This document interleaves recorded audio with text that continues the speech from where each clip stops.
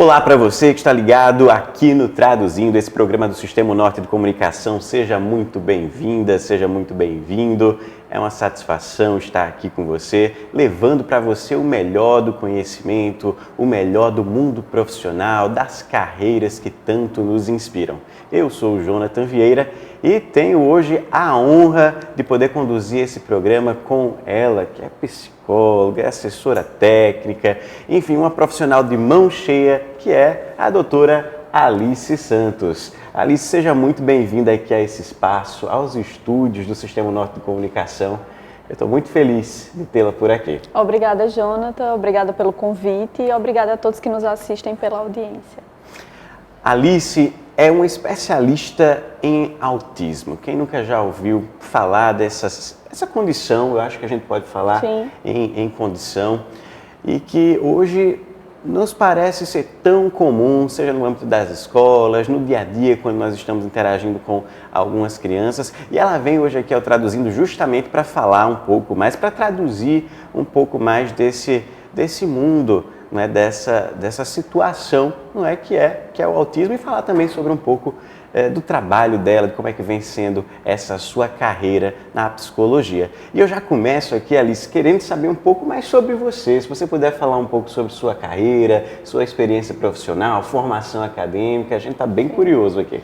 Então, eu sou psicóloga de formação, né, e eu brinco que durante a minha formação acadêmica na UFPB, eu entrei em 2013, eu meio que fugi à regra, então a maior parte dos estudantes da minha turma tinham já interesse em clínica, de início, e a clínica para mim nunca foi uma prioridade, pelo menos não nos primeiros semestres do curso.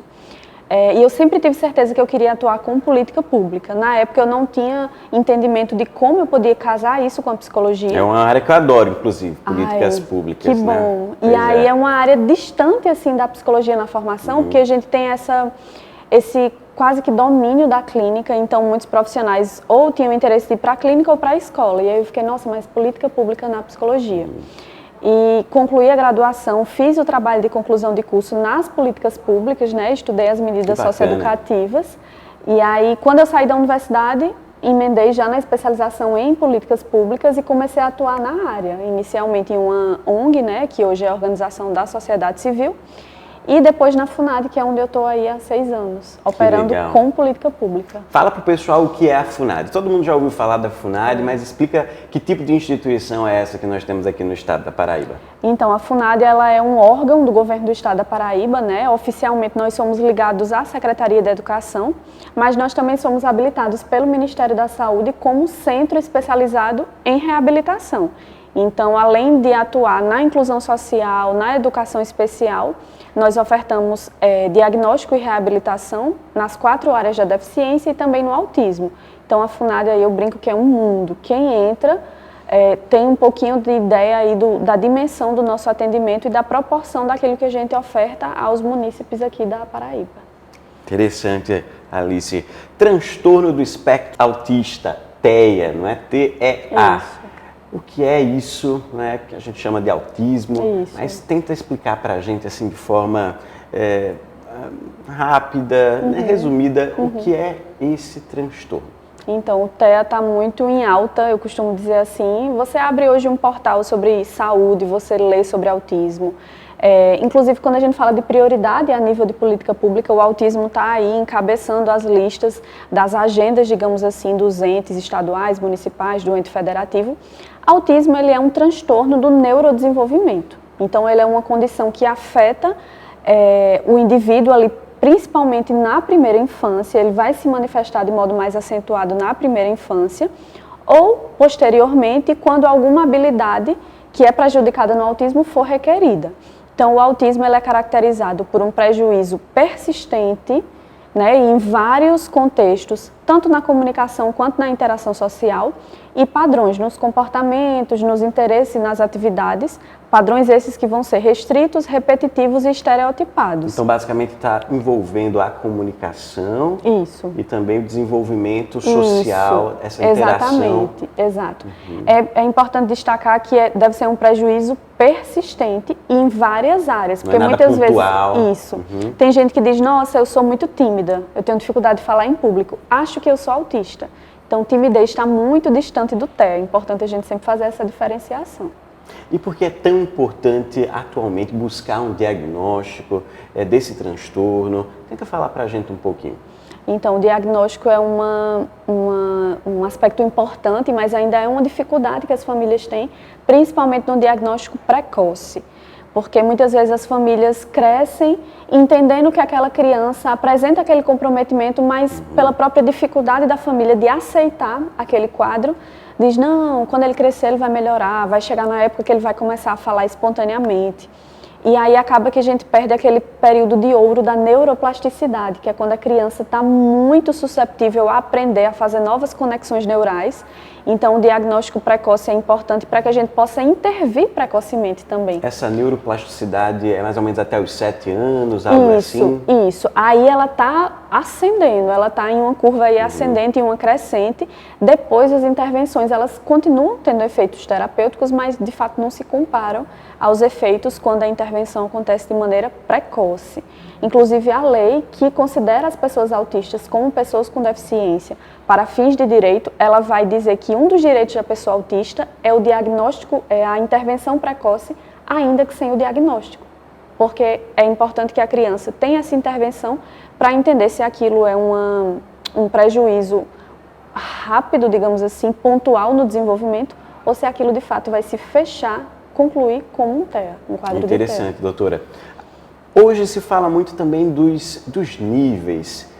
Grau 1, grau 2, grau 3. Poderia explicar um pouquinho que graus são esses, quando se refere à questão de ter autismo? Antigamente a gente falava nível leve, né? Ele é autista leve, outra pessoa é um autista mais severo. Hoje a gente fala em níveis de suporte. Então, a ciência entende que toda e qualquer pessoa autista vai precisar de um suporte ao longo da vida. Esse suporte ele pode ser apenas um suporte, que seria o nível 1, um suporte substancial, que é o nível 2, ou um suporte muito substancial, que é o nível 3. Então, pense em uma escada. A necessidade de apoio desse indivíduo vai escalonando à medida que os níveis de suporte vão subindo. Então, quando você pensa, por exemplo, em um autista nível 3 de suporte, normalmente ele apresenta deficiência intelectual associada, não apresenta comunicação funcional, então realmente vai ser um suporte mais consistente que ele vai precisar. Nós sabemos que os desafios são muitos para as famílias, principalmente quando elas não têm o diagnóstico ou quando elas não têm o devido suporte. Isso. Quais os principais desafios que hoje as famílias vêm tendo ao se deparar com a situação de um filho ou uma filha ser portador desse transtorno? Fala-se assim mesmo, ser portador de um transtorno? Qual é o termo correto? Ter autismo. Ter autismo. Isso. Quando a gente fala de pessoa com deficiência, a gente já não usa mais o termo, por exemplo, portador de deficiência. Certo. Pessoa com deficiência. Autismo é a mesma coisa, pessoa autista ou pessoa com autismo. Uma pessoa que tem autismo. Isso. Entendi. Um dos desafios principais é a dificuldade do diagnóstico e um diagnóstico qualificado, porque muita gente diz, mas existem muitos profissionais que emitem diagnóstico, mas é aquele diagnóstico rápido, quase que instantâneo. Então, em minutos ali, uma consulta muito rápida, em menos de meia hora, o profissional, às vezes, lauda a criança. E a dificuldade é acessar um diagnóstico mais qualificado, e eu digo que uma outra dificuldade é a inclusão no ambiente escolar. Então, falar sobre inclusão às vezes fica aí num nível muito genérico, muito amplo, incluir o aluno autista, incluir o estudante autista. Mas essa inclusão na prática, ela é mais complexa. Não é só a garantia do acesso, ou seja, a garantia da matrícula. Envolve a permanência, a participação e a aprendizagem desse estudante. Então, acho que na saúde e na educação, esses são os dois principais gargalos, digamos assim. Nós temos atualmente muitas crianças apresentando o TEA, ou pelo menos laudadas. Isso. Eu não sei dizer porque a gente escuta muito isso também, né? Assim, hoje em dia há mais autistas, né? Antigamente não tinha isso. Eu até gostaria de escutá-la também em relação a isso, mas a minha pergunta mesmo existe um padrão no sentido de suporte mesmo a ser dado para esses estudantes, ou vai depender muito das habilidades deles? É sempre necessário ter, por exemplo, um cuidador ao lado do estudante, ou depende muito? Isso é uma questão fundamental e é um verdadeiro nó que as escolas enfrentam e as famílias também. tudo vai depender do nível de suporte do estudante. Seja o estudante de uma escola municipal ou de uma escola estadual, o município e o estado têm fluxos diferentes, digamos assim, de contratação desses profissionais de apoio escolar, mas, via de regra, algo que vai ser determinante para a presença desse profissional ou não com o estudante é o nível de suporte dele. Que a gente pode ter um estudante que tenha um prejuízo na funcionalidade, mas que não seja um prejuízo que vai requerer a presença específica de um profissional o tempo todo e de modo individualizado. Se é um estudante, digamos, nível 1 de suporte, um profissional consegue dar apoio a mais de um estudante. E acaba que, assim, como essas questões estão muito em alta, estão muito em debate hoje em dia, acaba que a gente cria essa ideia na sociedade de que o número de autistas cresceu, né? De fato, o número cresceu, a gente teve um aumento real, mas a gente não pode também transformar isso em uma epidemia, né? Eu tenho muito cuidado quando eu falo nesse crescimento dos números, porque muita gente usa uma estatística americana como base. Então, uma pesquisa que foi feita lá nos Estados Unidos diz que uma pessoa é autista em uma amostragem de 31. Então, sempre lembrando que a gente tem até dados brasileiros, né, de acordo com o censo de 2023 do IBGE, a gente tem cerca de 14 milhões de pessoas com deficiência, e aí eles escolheram desses quase 14 milhões, mais de 14 milhões, 11% para perguntar sobre autismo. E desse 11% do Brasil todo, 47 mil pessoas com autismo foram constatadas aqui na Paraíba. 47 mil. Isso, é um número bastante expressivo e é um número que nos provoca enquanto atuantes nas políticas públicas, né, para pensar resposta a essa demanda. O que causa o autismo? Existe hoje algum estudo demonstrando quais são os principais fatores que fazem com que uma criança ou com que uma pessoa assim, adulta, sim. possa ser caracterizada como autista? Então, esse é outro nó, digamos assim, é outro desafio. Hoje a gente não tem nenhuma evidência científica que aponte com certeza a causa. A gente já tem estudos robustos que apresentam algum indicador ali de questão genética, não necessariamente hereditária, mas algo na divisão cromossômica, alguma coisa ali na composição genética que fez o gene do autismo, digamos assim, bem entre aspas, porque a gente não tem certeza que é um gene, se expressar. Mas muita gente ventila coisas, por exemplo, alimentação ultraprocessada, consumo de açúcar, uso excessivo de tela. Isso são narrativas, né? A gente não tem evidências científicas disso. Nada comprovado, não existem estudos nessa área. Nada. Estudos existem, mas não suficientemente profundos para que a gente possa generalizá-los e dizer é uma evidência científica. Inclusive, o uso de tela é um complicador, porque, de fato, a criança acaba interagindo menos com o mundo real. Quando ela está na tela, ela fica quase que paralisada, né, mais estagnada ali. Aí as pessoas confundem e dizem, ela se tornou autista porque consumiu muita tela. Não, ela reduziu o interesse pela interação social porque foi dado a ela um instrumento ali digital. Inclusive fica o alerta para os pais, para os responsáveis, para que essa interação, principalmente numa fase tão importante como essa das crianças, possa ser incentivada através das brincadeiras, através dos encontros, e não ficar somente na tela, não é, doutora? É o que de pior pode acontecer. Eu brinco assim que quando os pais não criam seus filhos, a internet cria, a televisão cria, e cria de um modo muito ruim. Né? Você não tem domínio sobre aquele conteúdo, você não tem domínio sobre o que a criança vai pensar, vai fazer de conexão neural em resposta àquele conteúdo e você perde a neuroplasticidade. No fim, assim, é tanto material que não tem uma significância para a vida do estudante, então acaba consumindo muito material que não é significativo. Isso, inclusive é prejudicial e arriscado, né, em várias áreas. Quem diagnostica o espectro do autismo? Quem faz isso? Eu costumo dizer, quem tem o poder de caneta do laudo médico é o médico. Eu, por exemplo, sou psicóloga, eu posso emitir um laudo psicológico. Ele não vai ter, digamos assim, a força que um laudo médico vai ter, por exemplo, para garantir direitos. Muitas vezes, para acessar um benefício, para acessar uma política pública, os serviços exigem um laudo médico. Um relatório Esse médico é um médico generalista ou existem, enfim, especificidades para o médico também? Não há essa regra em alguns serviços, mas preferencialmente, quando a gente fala de TEA, psiquiatra ou neurologista, a depender aí do contexto de atuação, da esfera de atuação, mas é sempre importante advogar por uma avaliação multidisciplinar.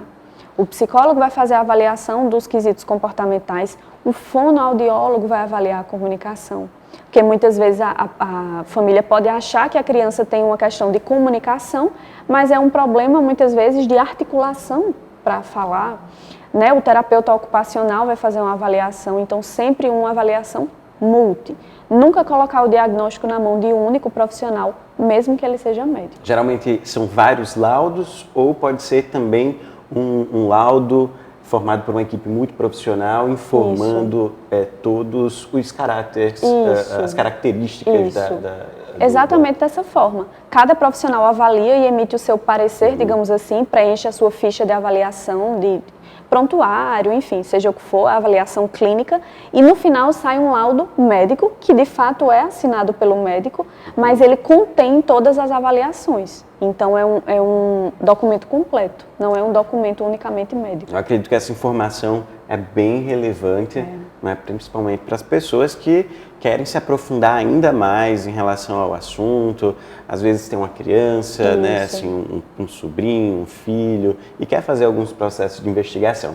Isso, que legal, doutora Alice. E é isso, pessoal. Esse foi o primeiro bloco do Traduzindo. O tema hoje aqui é o transtorno do espectro autista e nós temos conosco a doutora Alice Santos, ela que é psicóloga, assessora, técnica, enfim, ela tem muito para contribuir conosco.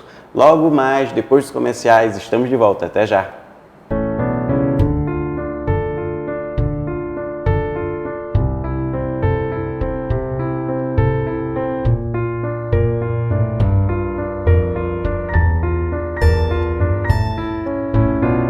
Mulher, o vizinho continua maltratando aquele cachorro. Mas isso é crime. Vou perguntar aqui a lei como denunciar e qual é a punição. Consulte as leis e chame a Lê, a nova assistente virtual da Câmara de João Pessoa. Invista já na segurança do seu lar e do seu negócio. O Grupo Alerta lhe oferece diversos serviços, entre eles o de segurança eletrônica. Conte com quem já tem confiança e credibilidade no mercado. Estamos presentes na Paraíba, Pernambuco, Rio Grande do Norte, Sergipe, Alagoas e Ceará. Além da segurança eletrônica, você ainda pode contar com a tranquilidade de ter uma excelente segurança pessoal, com o padrão de excelência do Grupo Alerta. Acesse nossas redes. O aquecimento global está provocando efeitos climáticos inesperados. Altas temperaturas, muitas chuvas e até tempestades. Mas as equipes da Prefeitura estão de prontidão 24 horas por dia. E em breve, João Pessoa vai contar com o Centro de Cooperação da cidade, um dos mais modernos do Brasil. Em caso de emergência, ligue 199 e entre em contato com a Defesa Civil. Prefeitura de João Pessoa. Bem-vindo à melhor internet de João Pessoa. Tenha muito mais velocidade e estabilidade com a fibra ótica da Sintercom Fibra. Planos de 300, 600, 800 mega e 1 giga. Maratone filmes e séries com o Max incluso. Ouça suas músicas sem interrupções no Deezer. Aproveite a ultra velocidade da fibra ótica. O melhor do mundo a um clique. Assine agora a Sintercom Fibra. Você sabia que quando uma calçada é rebaixada, o comerciante não pode restringir o estacionamento? Aí, gostei. Vou perguntar à lei como é que eu exijo esse direito. Consulte as leis e chame a Lê, a nova assistente virtual da Câmara de João Pessoa. Sua voz promove o desenvolvimento. Sua voz alimenta a esperança. Sua voz indica os caminhos para um futuro cada vez melhor. Orçamento Democrático Estadual. Participe, debata e contribua. Semeando ideias, a Paraíba acolhe frutos. Confira os locais e datas das reuniões na sua região. Orçamento Democrático Estadual. Sua voz, nosso futuro. Governo da Paraíba. Esse gesto aqui você conhece. Pode ser legal, positivo, joia. Tem até mesmo outros significados ao redor do mundo. Mas em João Pessoa, ele também significa o respeito à vida. Motorista, ao se aproximar da faixa, vá freando devagar. Ligue o pisca-alerta e espere o pedestre atravessar. Depois é só seguir seu caminho. Respeite a faixa, respeite a vida. Uma campanha da CEMOB e Prefeitura de João Pessoa. Precisando de serviços para sua empresa? Com a Alerta Serviços, você garante qualquer modalidade de trabalho de forma ágil e econômica. Aproveite as melhores condições para o seu negócio. Estamos presentes na Paraíba, Pernambuco, Rio Grande do Norte, Sergipe, Alagoas e Ceará. Com o padrão de excelência do Grupo Alerta, acesse nossas redes. Vou falar com a lei. Acho que precisamos de uma lei para o passo estudantil. Consulte as leis e chame a Lê, a nova assistente virtual da Câmara de João Pessoa.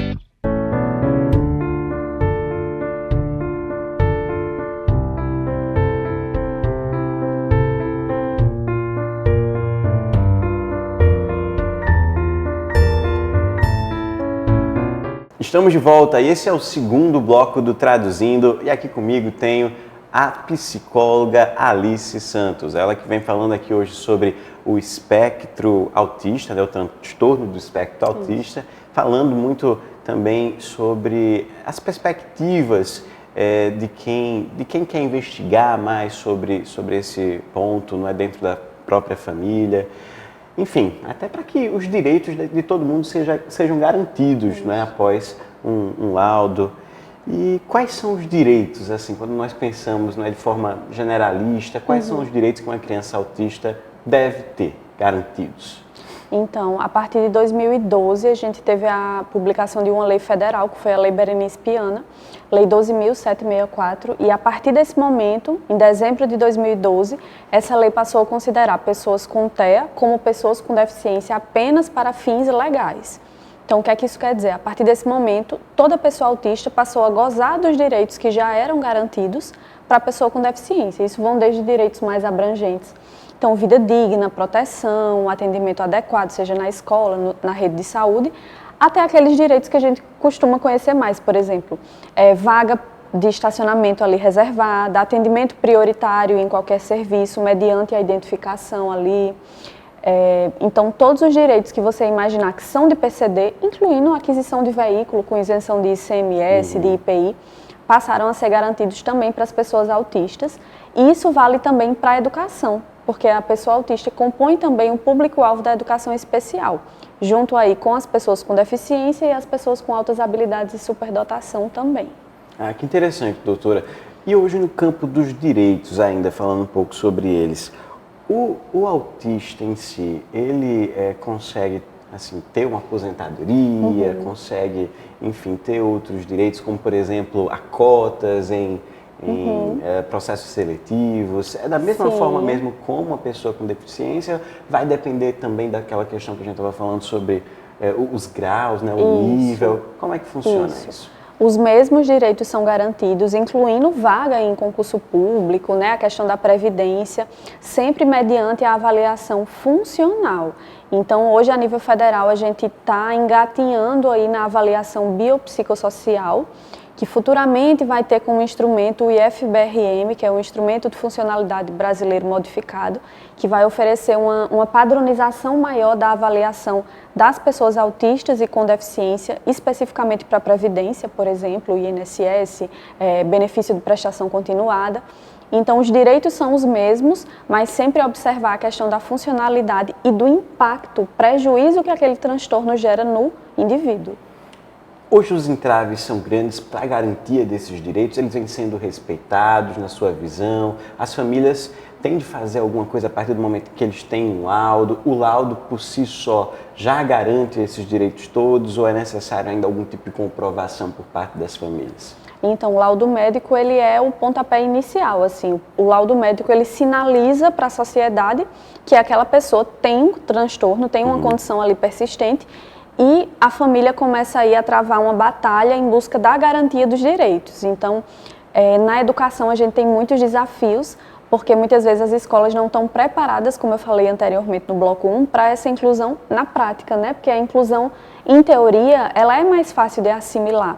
Na prática, quando envolve adaptação curricular, plano de ensino individualizado, uma criança autista que, por exemplo, pode entrar em crise comportamental dentro da escola, esse desafio se acentua.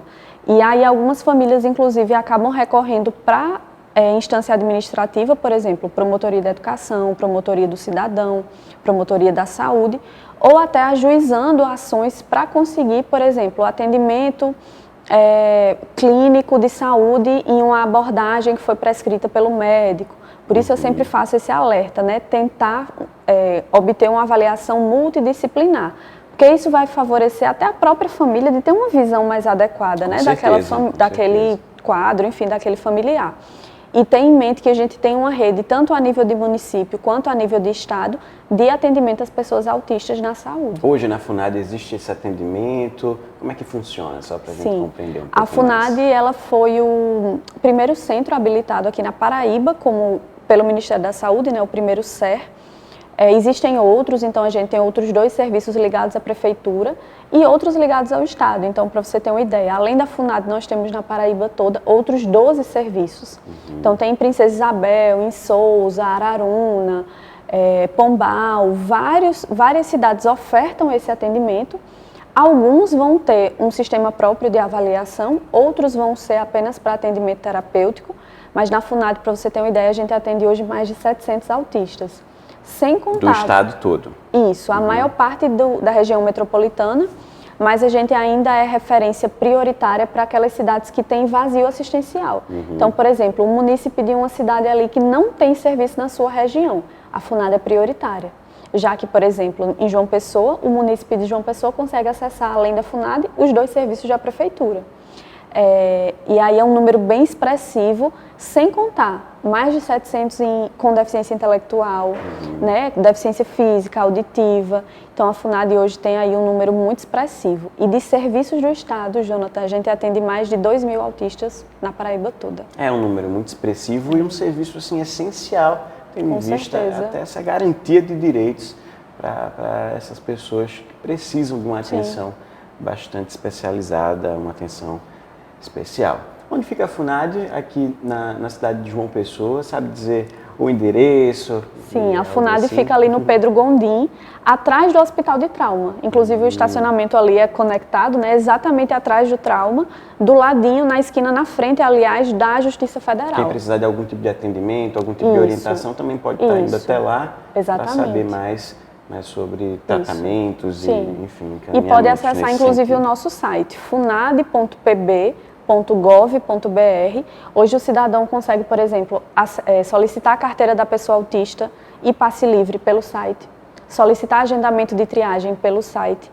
Então, grande parte dos nossos serviços, eles foram aí descentralizados para a parte online. Que bacana, doutora.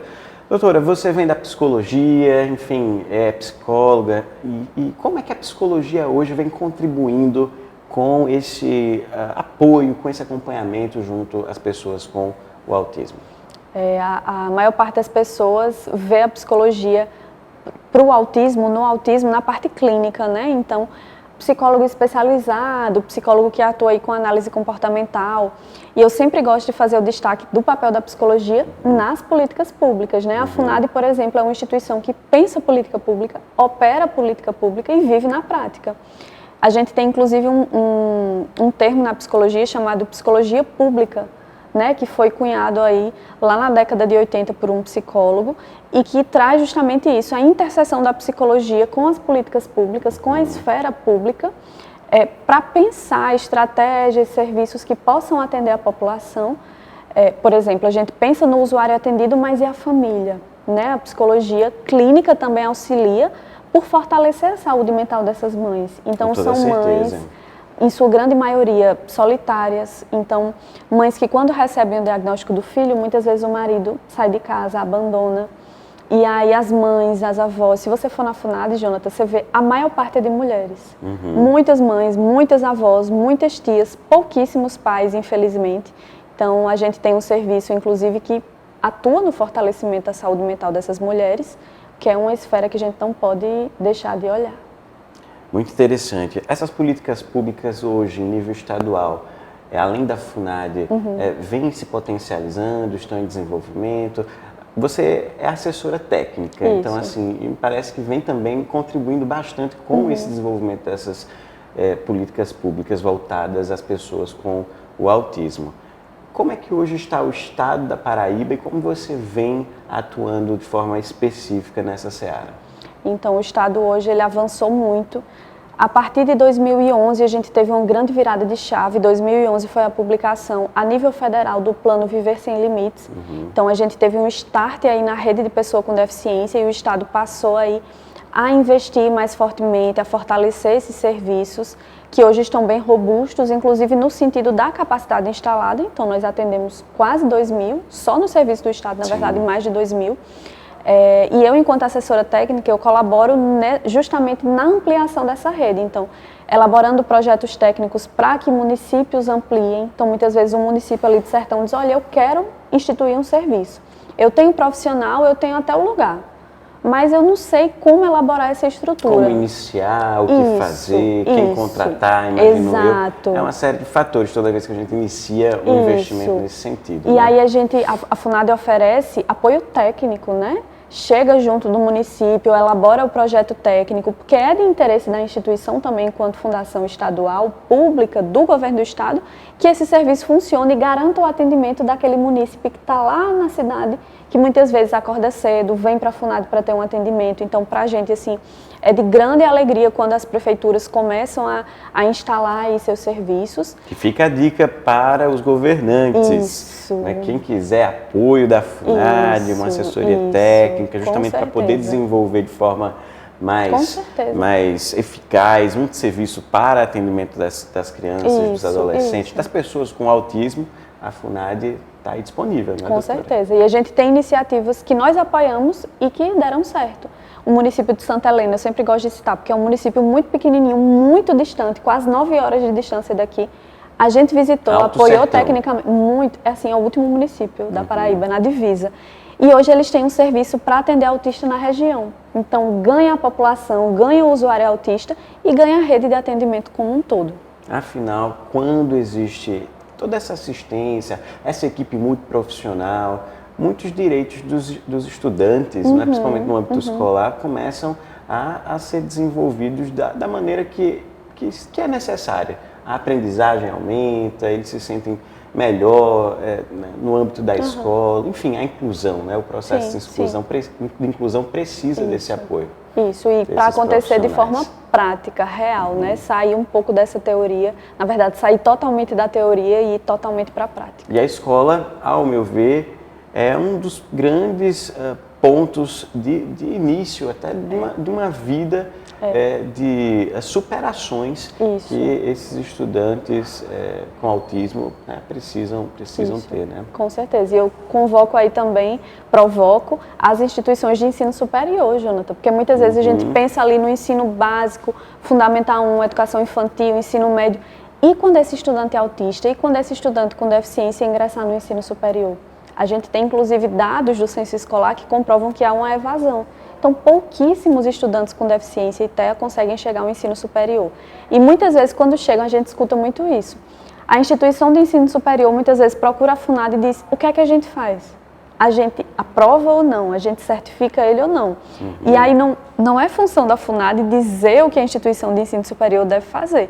É função da instituição, da universidade, olhar para si também, qualificar seus profissionais e começar a questionar alguns padrões. Até como você bem falou, é totalmente possível fazer adaptação de materiais, gerar aprendizagem através de outros métodos. E aí fica a pergunta, será que no ensino superior há essa disponibilidade, há esse movimento também? Pois é. Né? Às vezes fica um assunto ali muito, quase que místico, né? Não, mas a gente não fala aqui sobre estudante com deficiência porque não chega muito, né? E quando chegar? Porque tem que chegar, e se chegar, vocês vão fazer o quê? Aí a gente vê muito essa postura. O que é que a gente faz, FUNAD? Peraí, a FUNAD está aqui, a FUNAD tem uma atuação e tem um limite, né? Então, o que é que vocês fazem? O que é que vocês pensam? Muitas vezes não trazem essa discussão para os docentes. E aí, quando chega um estudante com deficiência, nossa, mas nós não estamos preparados. E tem que estar. Tem que estar. Não eu é acredito que a partir do momento em que uma instituição se especializa, se qualifica para atender a pessoa com deficiência de forma geral, ela se torna uma referência. Ela consegue, inclusive, ter alunos que muitas vezes não se sentem bem em outros espaços, justamente pela falta de inclusão e pela falta de metodologias específicas. Isso é bem importante de ser pontuado aqui, doutora. Muito bacana isso. Pois é. E então acho que a gente pode continuar conversando no próximo bloco. Estamos hoje conversando com a psicóloga Alice Santos, ela que é assessora técnica e que vem aqui hoje nos dando uma grande aula, traduzindo esse mundo do transtorno do espectro autista. Então assim, pessoal, logo mais a gente continua com a Alice Santos. Até mais.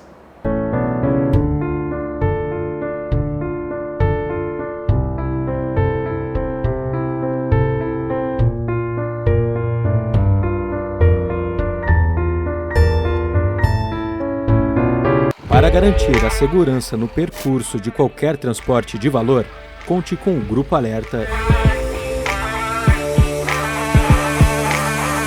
Formado por uma família de empresas, o Grupo Alerta é o que mais cresce no Nordeste. Estamos presentes na Paraíba, Pernambuco, Rio Grande do Norte, Sergipe, Alagoas e Ceará. Com o padrão de excelência do Grupo Alerta, acesse nossas redes. Você sabia que quando uma calçada é rebaixada, o comerciante não pode restringir o estacionamento? É lei. Vou chamar a Lê aqui no Zap para saber mais detalhes sobre essa lei. Consulte as leis e chame a Lê, a nova assistente virtual da Câmara de João Pessoa. No Sicredi acreditamos em um mundo repleto de cooperação. Acreditamos que existem novas maneiras de repensar velhos hábitos. A gente faz acontecer juntos porque sempre existe uma alternativa mais justa e humana para tudo, inclusive para a sua vida financeira. O Sicredi rende mais para você e para todos à sua volta porque reinveste recursos na sua região, incentivando a economia local. Escolha o Sicredi, onde o dinheiro rende um mundo melhor. Bora, João Pessoa! Bora! O governo segue investindo em mobilidade na região metropolitana. As obras dos viadutos do bairro das Indústrias e do Geisel estão a todo vapor. Tem também as vias do Atlântico, o Arco Metropolitano de João Pessoa, maior obra de mobilidade da história da capital. E as obras da Ponte do Futuro, que vai ligar Cabedelo, Santa Rita e Lucena, já começaram. Bora, Paraíba!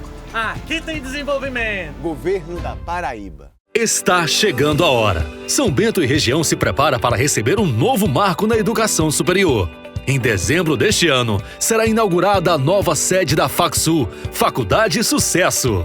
Um espaço grandioso, com quase 20 mil metros quadrados de área. Projeto moderno e estrutura imponente. Pensada para proporcionar mais conforto, inovação e qualidade no ensino. Tudo isso fruto de um investimento de alto padrão, feito para transformar o futuro dos nossos alunos. E as novidades não param por aí. A FACSU já está com as matrículas abertas para as novas turmas presenciais com início em agosto. Direito, Psicologia, Pedagogia e Educação Física. E em 2026, na nova sede, a FACSU dará início ao SES, Centro Educacional Sucesso, com ensino médio de excelência, trazendo o selo de qualidade do Sistema de Ensino Farias Brito. A FACSU é nota máxima no MEC, com conceito 5 de excelência.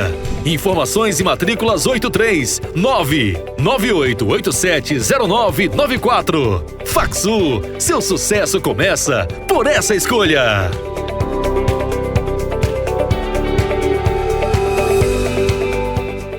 Invista na segurança do seu veículo ou da sua frota.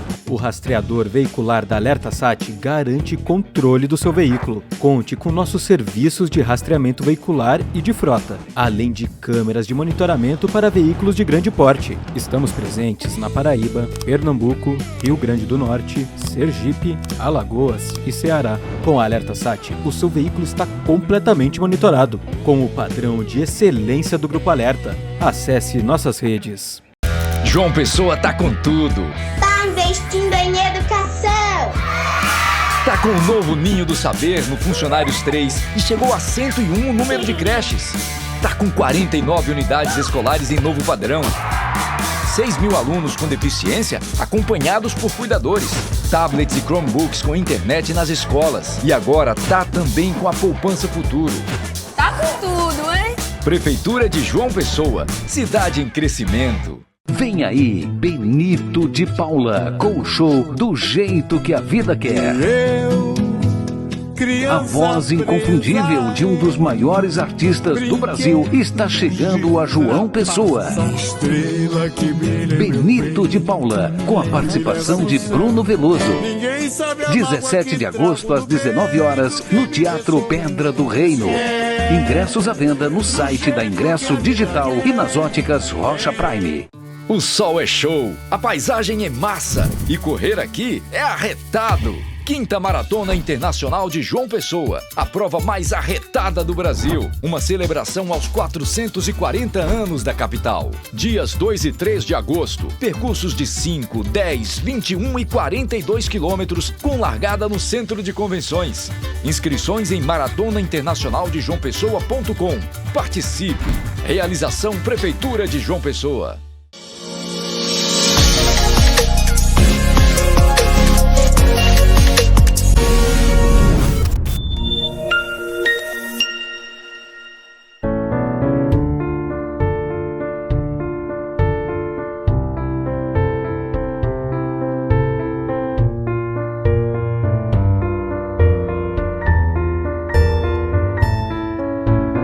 O Traduzindo está de volta, este é o nosso terceiro e último bloco. Estamos falando sobre o transtorno do espectro autista com Alice Santos. Alice, muito bom conversar com você. É muito interessante conhecer uma psicóloga que se dedicou realmente assim, para as políticas públicas, que teve essa tomada de decisão. Parabéns por isso.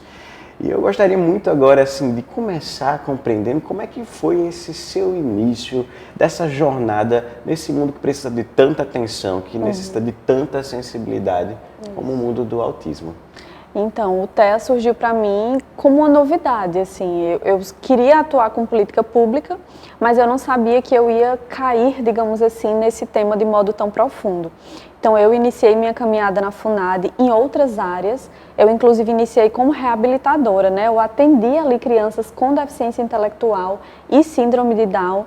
Depois eu fui atuar na parte da educação especial, passei quase um ano representando a assessoria da educação especial aqui do governo do estado da Paraíba.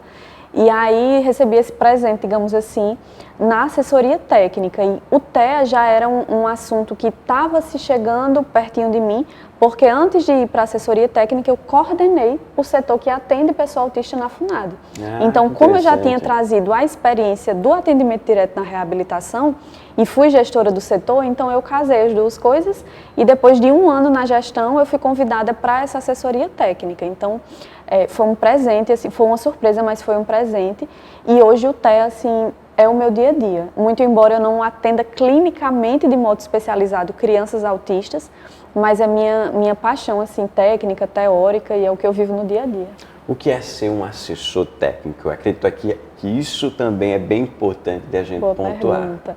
Muita gente me questiona, inclusive, né? Eu sou na verdade, eu sou a única psicóloga do grupo de assessoras técnicas ali da fundação. E quando eu era coordenadora do setor, as pessoas normalmente perguntavam: você é formada em administração? Você é da parte de gestão pública? Não, eu sou psicóloga. Mas está na gestão? As pessoas não conseguiam casar isso.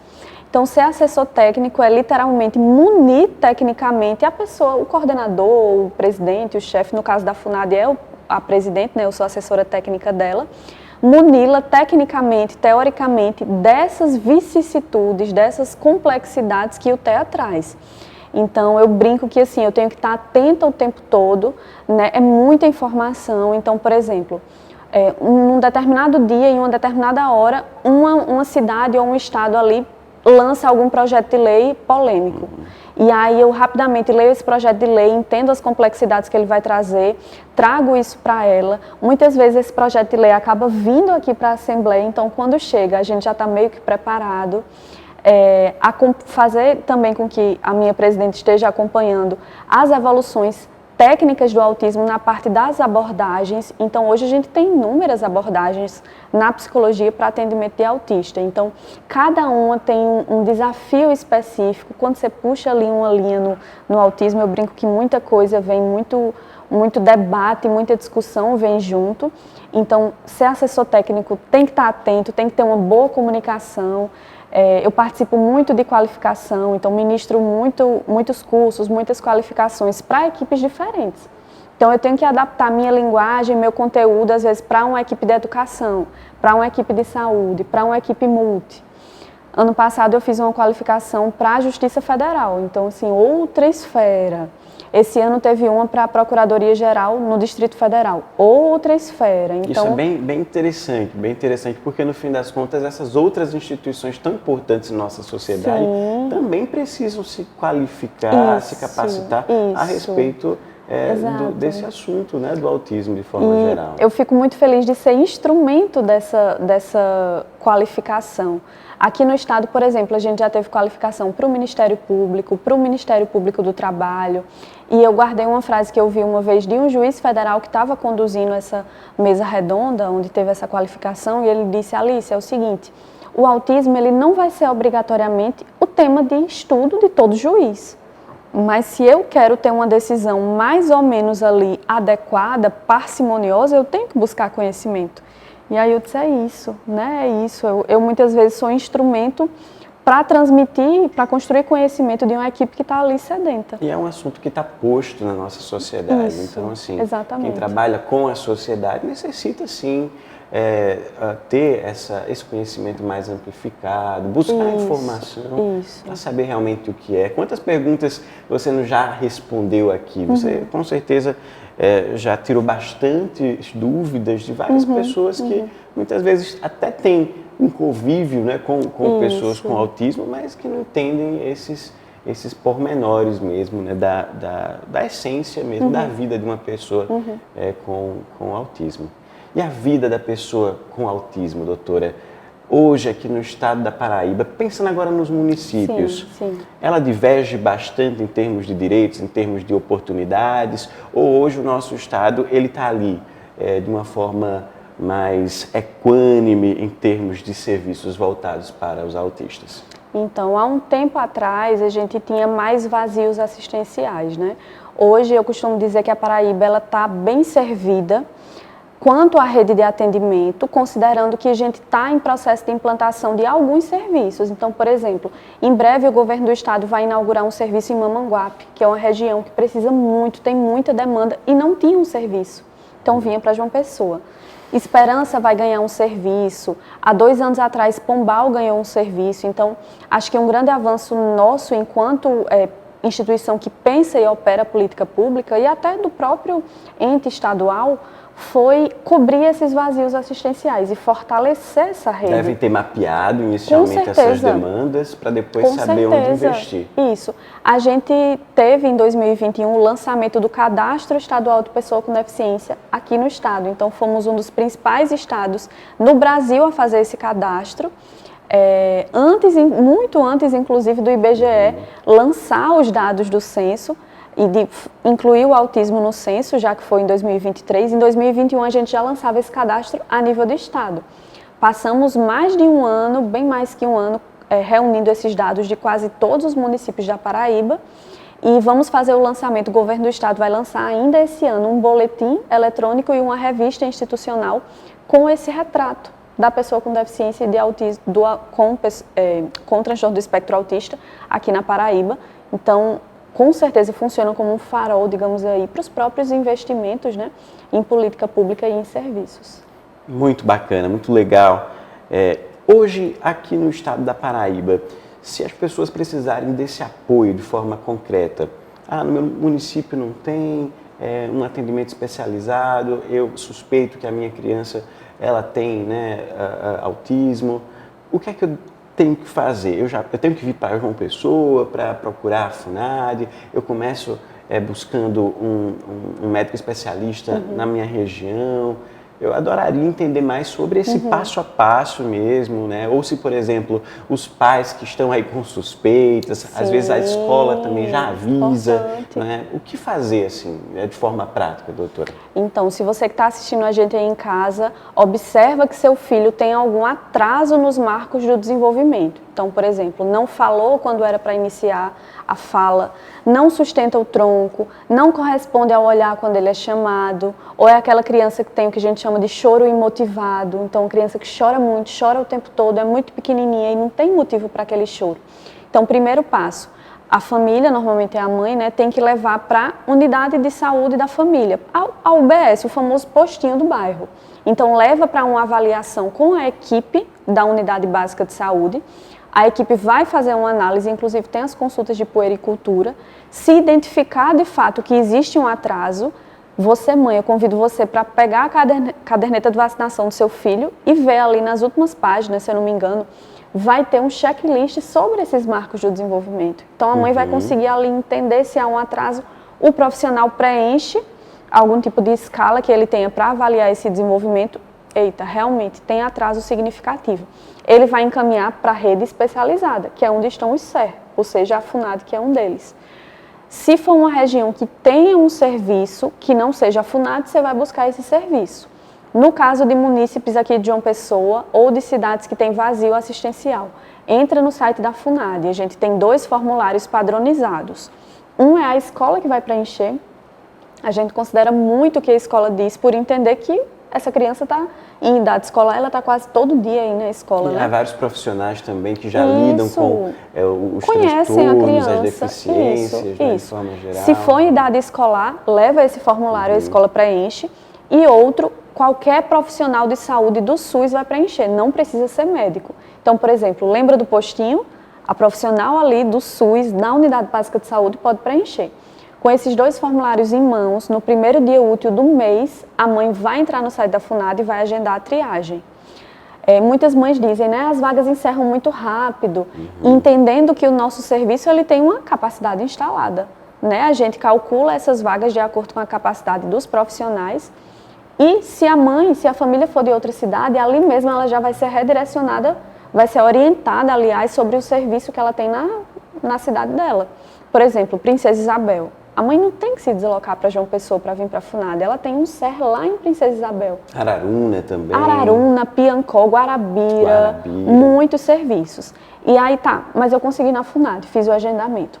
Passa por uma avaliação multi, se for constatado TEA, recebe o laudo, mediante a capacidade instalada do serviço, da coordenadoria que atende pessoa autista, ele vai ser inserido nos atendimentos, inclusive se for criança na faixa etária de 0 a 3 anos, ela é inserida de modo prioritário, que a gente não pode perder essa neuroplasticidade. Então ela vai para a intervenção precoce. Era essa, inclusive, uma das minhas próximas perguntas. Se existe uma idade em que o autismo pode começar a se manifestar ou uma idade em que já é necessário levar para esse processo investigativo até chegar ao laudo. Então já pode ser entre os 0 e 3 anos. O que vai ser determinante é o atraso. Quando a mãe identifica esse atraso e leva para a unidade básica, se o profissional identificou realmente que existe o atraso, clinicamente ele tem que encaminhar muito rapidamente.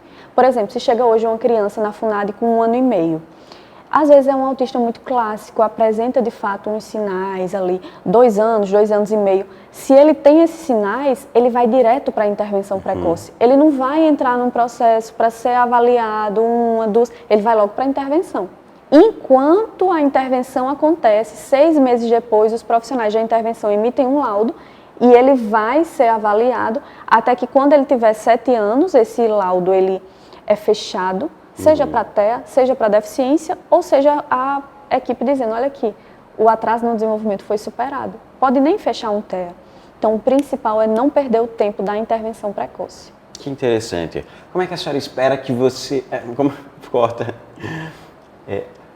Que interessante. Como é que você vê o nosso Estado no futuro, considerando todas essas políticas públicas? Qual é o seu sonho enquanto profissional, enquanto militante mesmo desse mundo do apoio, né, às crianças, aos adolescentes, às pessoas com autismo? Eu vou aqui criar uma nova palavra. Eu costumo dizer que eu sou uma acreditadora das políticas públicas. Eu acredito nas políticas públicas como instrumento de mudança real na vida das pessoas. E o meu sonho, Jonathan, assim, uma coisa que eu anseio muito nessa pauta de PCD e TEA é que as lutas sejam mais convergentes. Então, muitas vezes eu vejo algumas deficiências sendo invisibilizadas. Então, há exemplo da deficiência intelectual, da própria síndrome de Down, das pessoas com paralisia cerebral, em detrimento, muitas vezes, de um destaque maior que é dado ao autismo, e é legítimo, né, que essa luta seja tocada para frente, mas eu sonho aí com uma integração maior, políticas públicas que integrem esses dois grupos, esses vários grupos, aliás, e que nós possamos pensar em leis efetivas, que garantam direitos práticos, mas, sobretudo, em serviços que garantam um atendimento conjunto e único, claro, dentro das especificidades, mas que converjam mais um em direção ao outro. E com toda certeza há ainda um caminho um tanto que longo para seguir. Com certeza, e é uma luta permanente, a gente segue nessa luta. Que interessante. Existem outras deficiências que geralmente estão associadas também com o autismo, ou geralmente o estudante, a criança, né, tem só autismo e nenhuma outra deficiência, por exemplo, ou isso é muito relativo também? É relativo, a gente tem alguns quadros que costumam acompanhar o autismo, como por exemplo, o déficit de atenção e hiperatividade, o TDAH, ele pode aparecer junto com o TEA, mas não é obrigatório. Alguns médicos até acham que é um pacote, né? Tem TEA, tem TDAH. Entendi. Não necessariamente. As pessoas autistas também, algumas podem apresentar transtornos de sono muito severos e outras transtornos mentais associados. Por exemplo, a própria esquizofrenia, então é um quadro aí bastante complicado quando junto ao autismo, e isso pode requerer um nível de suporte maior. Muitas dúvidas aqui hoje solucionadas, conversamos bastante e assim um tema, uma pauta de cunho social é muito forte, a gente sabe que é um trabalho de grande potencial e necessário, né, que hoje a FUNAD e profissionais como você vem fazendo. O Traduzindo fica por aqui, né? Então assim, meu muito obrigado por sua presença aqui nos estúdios da TV O Norte. Eu que agradeço pelo convite e agradeço a quem nos brindou aí com sua audiência e agradeço a maestria aí com a qual você conduziu o programa. Eu tenho certeza que sanou muitas dúvidas. Muito obrigado também. E essa foi a Alice Santos, pessoal, psicóloga, especialista no transtorno do espectro autista e que fez um belíssimo trabalho social aqui hoje na TV O Norte. Traduzindo fica por aqui. Até semana que vem. Obrigado.